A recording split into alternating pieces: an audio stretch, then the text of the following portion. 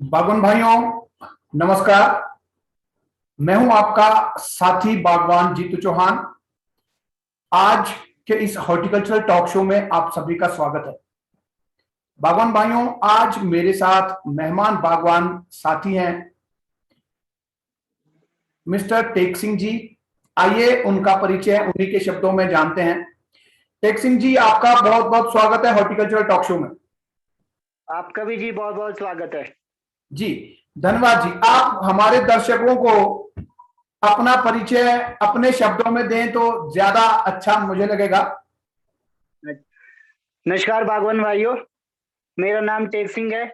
मैं तहसील रामपुर के दरकाली विलेज से हूँ। जी, बागवान भाइयों, टेक सिंह जी दरकाली गांव जो कि रामपुर तहसील में आता है और रामपुर तहसील जिला शिमला में आता है। तो इस तरह से आज हॉर्टिकल्चर टॉक शो में टेक सिंह जी से बातें होंगी। तो टेक सिंह जी, हमें हमारे दर्शकों को, बागवान भाइयों को आप बताएं, आपका बागवानी में पढ़ाई खत्म करने के बाद आपको कितना समय हो गया है बागवानी में? बागवान भाइयों, मुझे बागवानी करते हुए वैसे तो अभी फिलहाल 1 ही साल हुआ है। हमारे जो पिताजी है वो काफी टाइम से बागवानी कर रहे हैं, मेरे भाई वो बागवानी कर रहे हैं। एक्चुअली मैं जॉब करता था बाहर प्राइवेट कंपनी में। हाँ, हाल फिलहाल में जो ये बीमारी चली है कोरोना वायरस, उसकी वजह से, लॉकडाउन की वजह से फिर मैं घर आ गया था। तो उसके बाद मैं घर पे ही हूँ, तो घर वालों ने भी बोला कि क्या जाना है, बीमारी है, इतना है। तो बीमारी का पता ही आप लोगों को कि कितनी बीमारी फैल रही है। दिन प्रतिदिन ऊपर ही केस जा रहे थे। फिर घर वालों ने फोर्स किया कि भाई घर में रहो, बागवानी करो, क्योंकि अब कई जो खेत है उसमें प्लांटेशन करने को है। फिर जी, जो प्लांटेड है उनमें फिर देख रेख करने को ज्यादा टाइम लगता नहीं। अब पिताजी की थोड़ी उम्र हो गई है, तो इस वजह से फिर मैं भी फिर घर में ही रुक गया हूँ अब।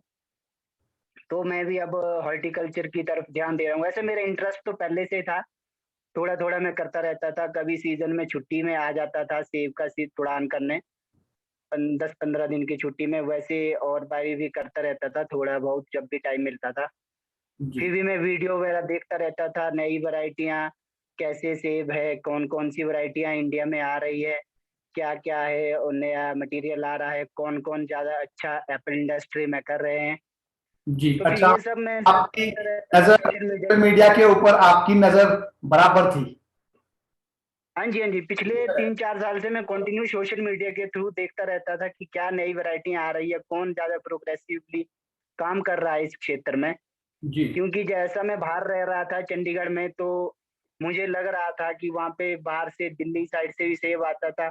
हम वहाँ पे देखते थे यार, हम हमसे सेब, हमारा सेब होता है और ये सेब में कोई बाहर से इम्पोर्ट हुआ होता सेब, उसमें काफ़ी फ़र्क होता था। बिल्कुल, काफी फर्क होता है। बिल्कुल टेक सिंह जी, आपकी सही बात है। इंपोर्टेड एप्पल और जो हमारे यहाँ का जो डोमेस्टिक एप्पल है, हमारे यहाँ का जो देसी एप्पल है, उन दोनों के बीच में आपने जो डिफरेंस देखा वो भी आपको कहीं ना कहीं आपके दिल पे चोट पहुंचाता था कि हमारा हाँ जी। जो प्रोड्यूस है, हमारा जो सेब है, वो भी क्यों ना इंपोर्टेड एप्पल की जैसी क्वालिटी दे। ठीक है टेक सिंह जी, हाँ आपने जी। ये जो मॉड्यूल है, वीडियो लर्निंग मॉड्यूल, इसके इसके बारे में आपको कब पता चला? ये मैंने आपका जो फ़ेसबुक में एक बार शायद लाइव आए थे आप, उसी में मैंने देखा, क्योंकि मैं आपको पिछले एप्रोक्सिमेट 2 साल से ट्रैक कर रहा हूँ। जी, जब से मुझे पता चला कि कोई भई रोडू साइड है, कोई जीतू चौहान, सिंह ऑर्चर्ड करके, आपका नाम पहले मुझे पता नहीं, सिंह ऑर्चर्ड करके, भई वो ऑर्गेनिक फार्मिंग करते हैं। जी। शायद आपकी न्यूज़पेपर में एक कटिंग छपी थी कि भई उनका सेब बैंगलोर में डायरेक्ट कंपनियाँ खरीद रही है। फिर वहाँ से मैंने आपको फ़ेसबुक में सर्च किया, फिर मैं सिंह ऑर्चर्ड करके फिर आपका मिला, फिर यूट्यूब में सर्च किया, वैसे-वैसे फिर एक दिन मैं फ़ेसबुक ऐसे ही देख रहा था रैंडमली, और उसमें आपका जो लाइव का कोई पुराना वीडियो था उसमें वो आ गया था। फिर वहाँ उसके थ्रू फिर मैं वहाँ पे लिंक पे गया। फिर आई थिंक मैं 1 या 2 जून को दिन के ऐसा कुछ था, ऐसा टाइम 1 या 2 जून। अच्छा, ठीक है टेक सिंह जी, आपने वीडियोस सारी देख ली हैं? हाँ जी सर। टोटल 13 की 13 वीडियो? हाँ जी, हाँ जी। उसके बाद जो कम्युनिकेशन का है वो भी ऐसे शायद उसका मैंने एक ही पार्ट देखा है अभी। अच्छा। वीडियो में तो मैंने सारी देख ली है, वो मैंने देख ली थी स्टार्टिंग में ही। अच्छा, नया नया जब जोश था ही, जब आपने हाँ जी, हाँ जी। एनरोलमेंट किया ही था, तो उसी वक्त जो है ताजा ताजा आपने जो है सारी वीडियो देख ली फटाफट धड़ल्ले से। हाँ जी। तो वैसे वीडियो तो जो देखते हुए, हमारी तरफ वीडियोस देखते इधर हुए सर आज आपको भूकंप आया। क्या कुछ ऐसा लगा, कुछ झटका जैसा भूकंप का जैसा है, क्या हुआ पता नहीं। मुझे तो नहीं लगा, हो सकता है, हो सकता है। अच्छा, हाँ टेक सिंह जी, मैं पूछ रहा था कि आपने वीडियोस देखी, वीडियो जब आप वीडियोस देख रहे थे तो तब आपके मन में क्या चल रहा था? आप स्टेट ऑफ माइंड, आप क्या सोच रहे थे तब? उस टाइम में सर सोच रहा था कि भाई मुझे कुछ नया सीखने को मिलेगा। अब आपका काफी अच्छा एक्सपीरियंस है, जिस तरह से आपने अपनी जो ट्रेडिशनल हॉर्टिकल्चरिस्ट थी उसको चेंज किया, एक उसको पूरी तरह से प्रोफेशनली किया। वो सब मैं देख रहा था कि भाई ये सब इस मॉड्यूल में होगा, और वैसा ही मुझे मिला उसमें कि जो भी जनरल सी जो बेसिक इंफॉर्मेशन होनी चाहिए हर बागवान को, वो सब थी उसमें। कि भाई कैसे सेब को क्या है, कौन सी वैरायटी, जैसे हम पहले वैरायटी, हमारा मतलब था कि वैरायटी सब वैरायटी है। फिर आपने जो उसमें बताया कि ये वैरायटी ऐसे होता है, ये रूट स्टॉक होता है, वो ऐसा होता है। पहले जैसे बोलता थी भाई ये 107 वैरायटी है, MM 107 वैरायटी है, ये MM9 9 वैरायटी है। फिर मैं सोचता था यार क्या, फिर मैं सर्च भी करता रहता था, मैं 2-3 साल से ऐसे ही इंटरेस्ट था मेरा, तो फिर सर्च करता रहता था भाई क्या है। फिर उसमें मैंने देखा कि भाई नहीं, ये वैरायटी नहीं होती, ये रूट स्टॉक होते हैं वैरायटियां। इसमें जो हम ऊपर ग्राफ्ट करेंगे वो चीज वैरायटी है। बिल्कुल, ये आपने बहुत अच्छी बात बताई टेक सिंह जी। मैं भी देखता हूं, मुझे भी बहुत सारी लोगों की क्वेरीज आती हैं। लोग कमेंट में पूछते हैं, लोग व्हाट्सएप करके पूछते हैं। तो काफी सारे लोग जो है ऐसे होते हैं जिनको अभी कल्टीवर और रूट स्टॉक के बीच में फर्क पता नहीं है। लोग जो है M111 वैरायटी दीजिए, M9 की वैरायटीज मुझे चाहिए, इस तरह की लोगों के क्वेश्चन रहते हैं। तो ये जो मॉड्यूल है, इसके ये मॉड्यूल बनाने का मेरा जो मकसद था, ये एक तो जो बेसिक फंडामेंटल्स हैं जिनकी अभी जिनका अभाव है, लोगों में ये जानकारी नहीं है, एक तो बेसिक फंडामेंटल्स जो है वो क्लियर किए जाए इन लोगों के। और इसके साथ साथ बाकी जो एडवांस मॉडर्न एप्पल फार्मिंग है उसके बारे में भी लोगों को जागरूक किया जाए। तो ये दोनों चीजें मैंने इसमें डालने की कोशिश की है, और मुझे लगता है आपकी आज बातें सुन करके मुझे लगता है मैं उसमें कहीं ना कहीं सफल हुआ हूं। और हाँ बागवान जी। भाइयों में वाकई में जो कंफ्यूजन थी, वो कंफ्यूजन ये वीडियोस देख के दूर हो जाएगी। और उसके बाद की जो चीजें हैं वो जो है जो लाइव सेशंस होंगे एवरी संडे, उनके द्वारा जो है वो पूरे होंगे। अच्छा टेक सिंह जी, आपने लाइव सेशंस अभी तक जितने हुए सारे ज्वाइन किए हैं, सब अटेंड किए हैं?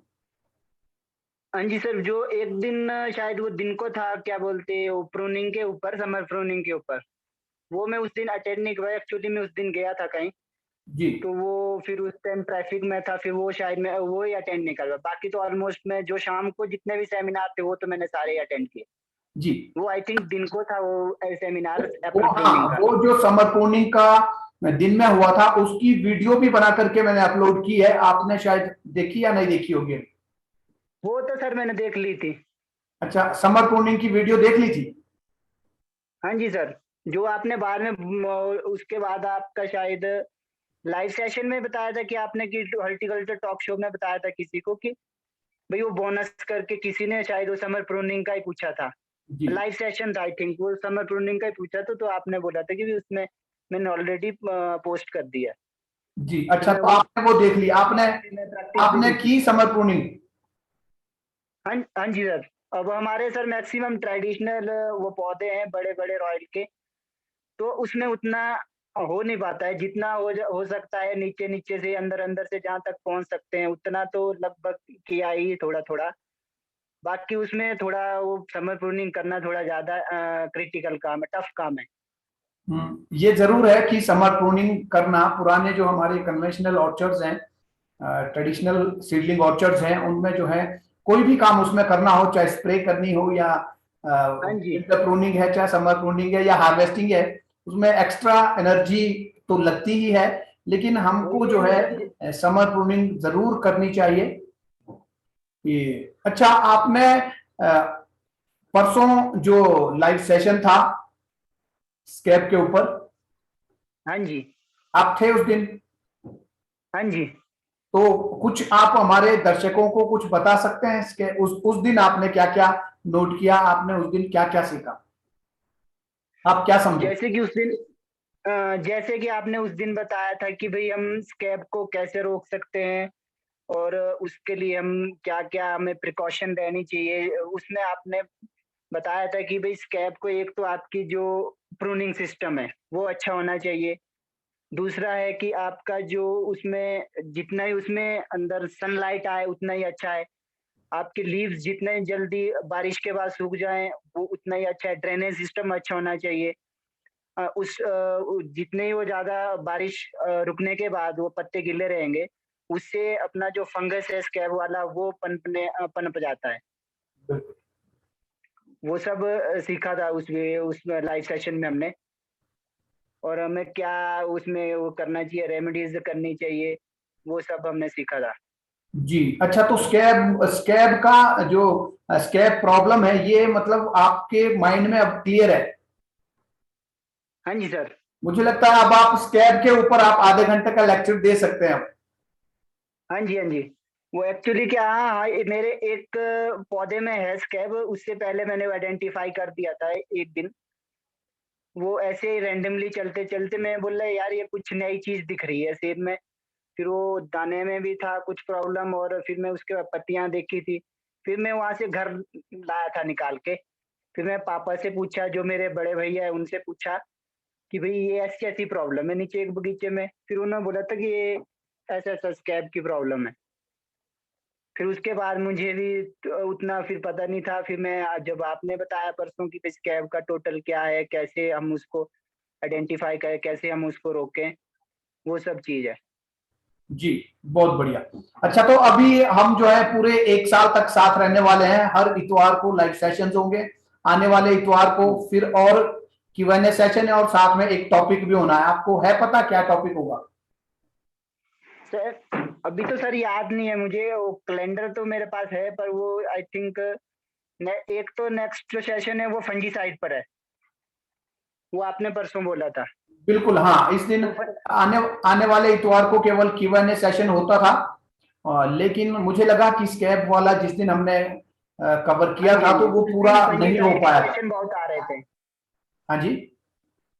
उस दिन फंजीसाइड के क्वेश्चन बहुत आ रहे, मुझे भी डाउट था कि फंजीसाइड का क्या है। वो 2 तरह की होती है जैसे फंजीसाइड, वो उसमें भी जिसमें एक ईसी और एससी उनमें क्या डिफरेंस होता है, वैसा-वैसा वो मैं पढ़ता रहता हूँ ना उसमें, जो फंजीसाइड हम यूज़ करते हैं, तो उसमें एससी, ईसी फॉर्मूलेशन होता है।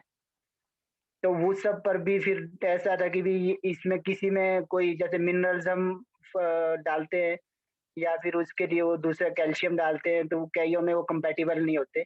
बिल्कुल। तो उस तरह से वो फंजीसाइड के बारे में अब हमें उसमें सेमिनार में हम अच्छे से सीख पाएँगे कि क्या फंजीसाइड है, कैसे हम इसको चेक करें, कौन-सा अच्छा क्वालिटी का है, हाँ वो जी, सब। बिल्कुल। तो इसीलिए अगला जो सेशन होने वाला है उसमें मैंने यही रखा है कि फंजीसाइड्स के ऊपर जो है सभी लोगों की कंफ्यूजन दूर हो जाए। फंजीसाइड कितने प्रकार के होते हैं, कौन-कौन से भागों में हम उनको बांट सकते हैं, किस-किस तरह से उनको हम अलग करते हैं और उनके वर्किंग क्या होती है, और फिर स्कैब के लिए कौन-कौन से फंजीसाइड्स यूज होते हैं जो ज्यादा इफेक्टिव स्कैब के लिए हैं। तो ये सारी बातें जो है हम आने वाले संडे को लाइव सेशन में डिस्कस करने वाले हैं। डिस्कस करेंगे। जी, आप अभी हॉर्टिकल्चरल टॉक शो के माध्यम से अपने दोस्तों, अपने रिश्तेदारों को, आपके खास करके आपके हम उम्र जो है, जो यंग यूथ है, उनको आप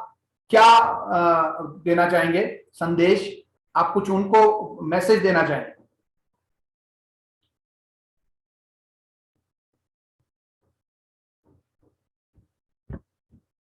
आप अनम्यूट आप अनम्यूट करें अपने को।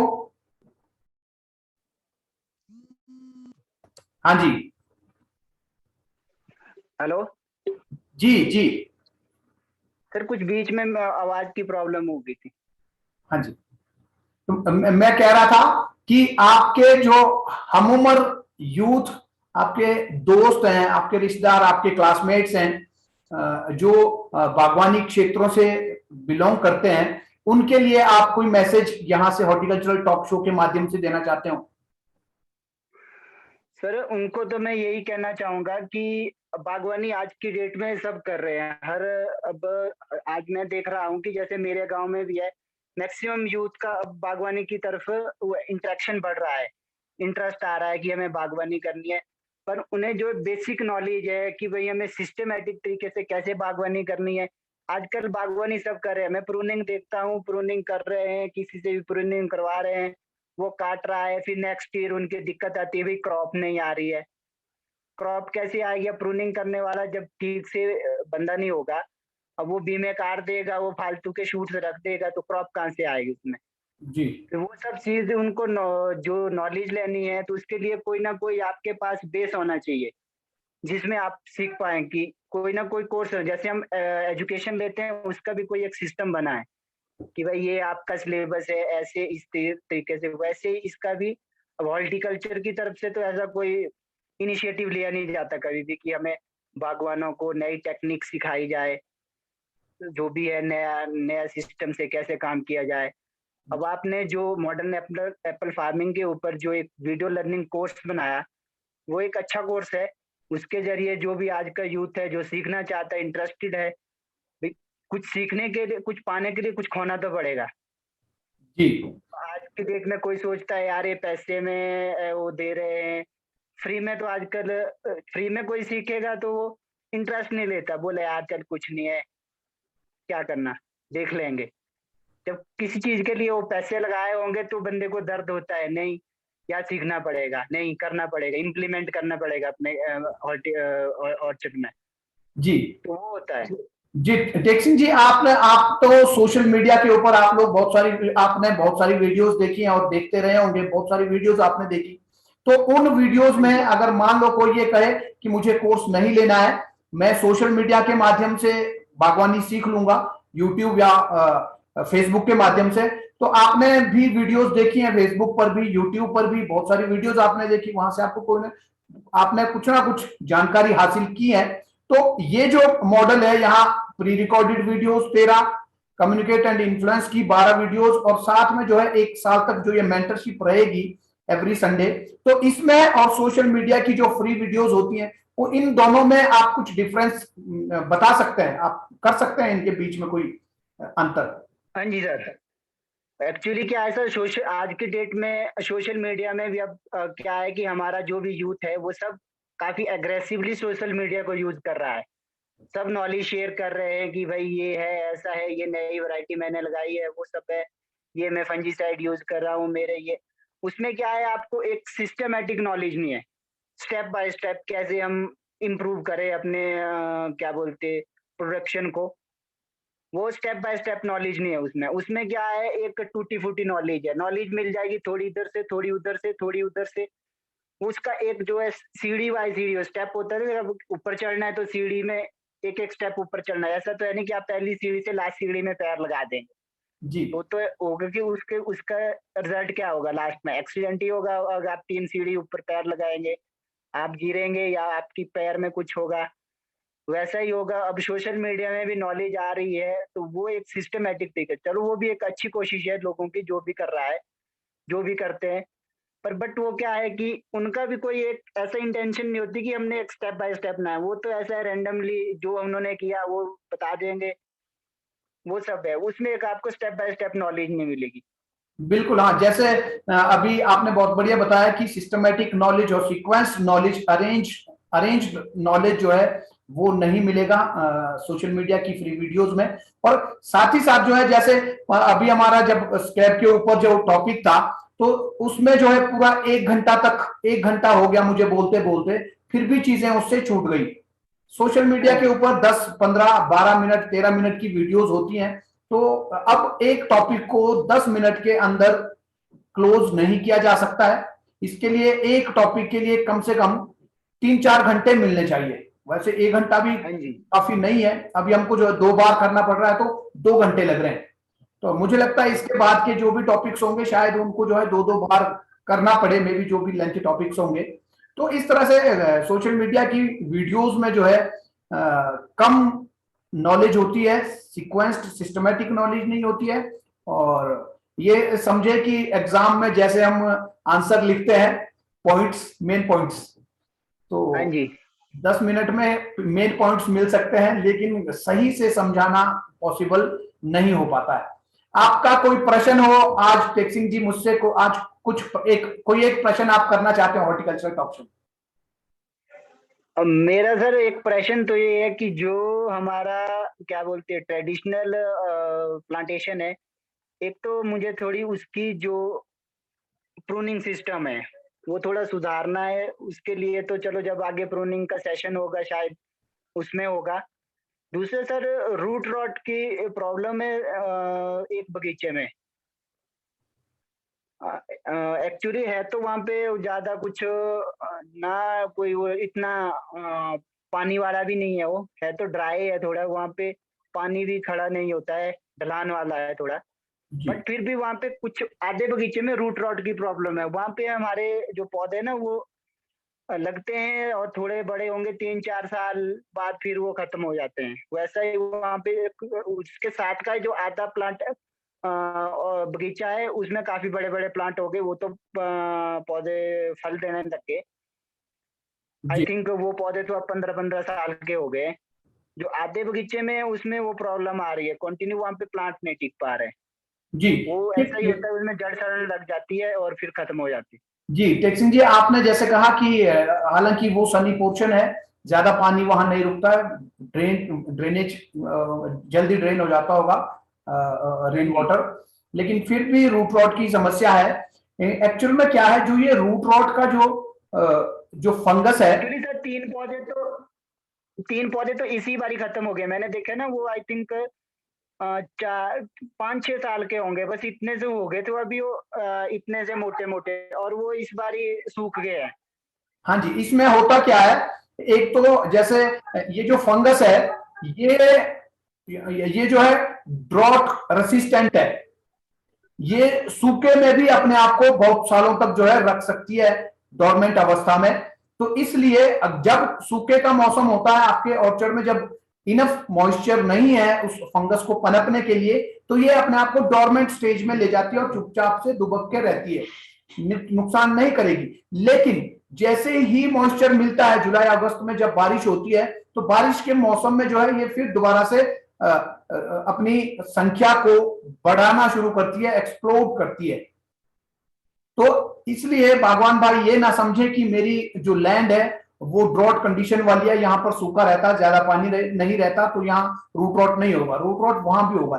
दूसरा, आपका जैसे प्रश्न की 5 साल का पौधा जो है वो मर गया, इसमें एक्चुअल में जहां जिस खेत में जिस सॉइल में रूट रॉट का फंगस आ गया, वहां जो है जब आप नया प्लांट भी लगाते हैं तो नया प्लांट जो है एग्जैक्टली 6ठे साल में मरता है। और बागवान भाई ये सोचते हैं कि ये पौधा तो बिल्कुल स्वस्थ है, क्योंकि 5 साल तक वो एकदम बिल्कुल फिट रहता है, और बागवान भाई ये सोचते हैं कि ये बिल्कुल स्वस्थ है, अब रूट रॉट शायद यहां से खत्म हो गया, इसको कोई बीमारी नहीं है। इसीलिए लोग इसको लाइटली भी लेते हैं, रूट रॉट को ज्यादा इसके ऊपर ध्यान नहीं दे रहे हैं, क्योंकि लोग सोचते हैं चलो एक अगर मर भी गया कोई दिक्कत नहीं, हम दूसरा प्लांट उसकी जगह लगाएंगे। लेकिन उनको ये जानकारी नहीं है कि पौधा शुरू के 5 साल में बहुत अच्छे से ग्रो करेगा, एकदम फिट और अच्छी ग्रोथ हैबिट उसकी होगी, बढ़िया से ग्रो करेगा। लेकिन 6ठे साल जैसे ही सैंपल की तरफ प्लांट जाता है, एक भी दाना देने से पहले पौधा जो है एकदम से सूख जाएगा, और उसमें जो है बागवान भाइयों को मौका भी नहीं मिलता है उस पौधे को ट्रीट करने का। तो इसलिए इसको लाइटली वैसा ही हुआ सर हमारे है। साथ भी। हाँ जी, इसको जो है जरूर ट्रीट करना है। तो आपने रूट रॉट का भी सेशन आपने लिया होगा, आप थे रूट रॉट वाला जब था? रूट वाटर सेशन में शायद आई थिंक सर नहीं था मैं। हाँ हाँ, अपना हमारे वाला अभी एनरोल्ड मेंबर्स के लिए जो रूट रॉट का वेबिनार होना है, वो शायद आगे है 25 जुलाई या ऐसे हुआ कुछ। नहीं, एक वो आपने व्हाट्सएप ग्रुप बनाया था, उसके थ्रू मैंने अटेंड किया था एक दिन। हाँ वो बिल्कुल अभी अभी होना है, तो उस दिन आप जो है पूरा ध्यान से उसको सुनेंगे तो ज्यादा ऐसी प्रॉब्लम नहीं है, रूट रॉट को जो है क्योर किया जा सकता है। लेकिन इसके लिए जो पुराने मेथड डाइथीन, बेबिस्टिन, नीलाथोता, चूना मिला करके डालना, तो ये जो है, या सोलराइजेशन करना, जड़ों को खाली करके उनको सुखाना, इस मेथड से जो है पार नहीं पाया जा सकता है। जो और मेथड्स हैं इसके 5-6 और तरीके जो मैंने रूट रॉट के वेबिनार में भी बताए थे, तो वो जो है जैसे ड्रेनेज सिस्टम को सही करना, सैनिटेशन सही हो, ऑर्गेनिक मैटर बढ़ाना, इस तरह से बहुत सारी और भी चीजें हैं, उनको जब सही करेंगे ऑर्चर्ड में तभी जो है रूट रॉट से निजात मिल सकती है। वरना डाइथीन, बेबिस्टिन, नीलाथोता और चूने की ट्रेंचिंग से जो है पार नहीं पा सकते हैं, इससे जो है इसको दूर नहीं किया जा सकता है। तो बहुत अच्छा लगा टेक सिंह जी आपसे बात करके। आपसे मिलेंगे परसों इतवार को जब लाइव सेशन होगा फंजीसाइड्स के ऊपर, तब। जी, ठीक है सर। आपका बहुत बहुत धन्यवाद। ठीक है सर, आपका भी बहुत बहुत धन्यवाद। आपने हमें सर मौका दिया आप अपने से बात करने के लिए। मैंने कभी सोचा नहीं था कि मैं आपसे लाइव इंटरेक्शन कभी कर पाऊंगा। आपका मैं सेमिनार ऐसे ही देखा था कि भाई वो आप अटेंड वो वेबिनार उधर क्या बोलते हैं रोड में आप सेमिनार लगाते हैं कि उसके ऊपर ऑर्गेनिक फार्मिंग के ऊपर। हाँ वो ऑर्गेनिक तो मैं कभी होता सोचा है एवरी ईयर, इस बार भी होना है, लेकिन जब से कोविड आया तब से जो है ऑनलाइन फार्म फेस्ट हो रहे हैं। पिछली बार भी ऑनलाइन वेबिनार के थ्रू हुआ था, इस बार जो है अभी होना है, अभी डेट फाइनल नहीं हुई है, लेकिन अगस्त फर्स्ट वीक से पहले पहले जो है ये इसकी डेट फाइनल हो जाएगी, जिसमें जो है अलग अलग राज्यों से बागवान भाई हमारे साथ जुड़ते हैं, तो इस बार भी ऑनलाइन जुड़ पाएंगे। तो बहुत बहुत बढ़िया, बहुत अच्छा लगा आपसे बात करके। नमस्कार। नमस्कार जी।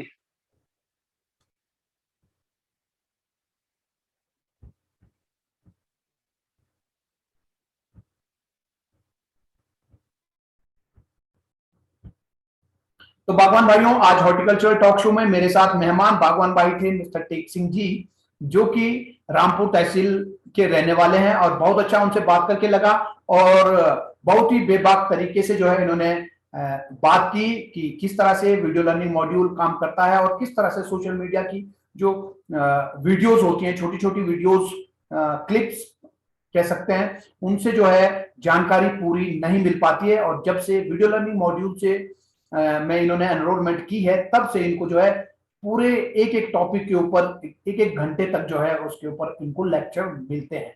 तो बागवान भाइयों, आप मेरे साथ हॉर्टिकल्चर टॉक शो में रोज जुड़े, और इस शो को लाइक, शेयर करें और कमेंट जरूर करें। तो मिलते हैं कल 7:30 बजे हॉर्टिकल्चर टॉक शो में। तब तक के लिए नमस्कार, जय हिंद, जय भारत।